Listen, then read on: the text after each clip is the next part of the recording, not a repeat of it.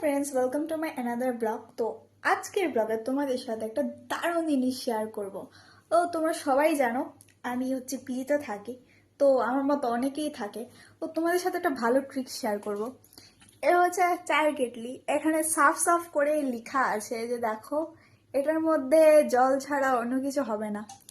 তো let's try something new. তো আমরাও দেখি এটার মধ্যে কি কি বানানো যায়। ওকে, স্টে টিউন উইথ মি। 1000 বার ভাবার পর আমি ডিসাইড করলাম কি কেটেলে সেমাই বানাবো। ফার্স্টে তার জন্য জল দিলাম, আর ওটা হচ্ছে ভাজা সেমাই যেটা প্যাকেট কিনতে পাওয়া যায়। তারপরে অ্যাড করলাম চিনি, ওটা দিয়ে কিন্তু ভালো করে ফোটাতে হবে। তারপর গুঁড়ো দুধ অ্যাড করে সেটাকে ভালো করে মিক্স করে দিতে হবে। তারপর তোমরা চাইলে হালকা একটু ফুটিয়ে নিতে পারো, ওটা অপশনাল। তো সেমাই কিন্তু আমাদের একদম তৈরি। আর পরে কোন রেসিপিটা ট্রাই করবো সেটা কিন্তু কমেন্টে লিখে অবশ্যই জানিও। সো আজকের ভিডিওটা এখানেই শেষ করছি। Bye bye.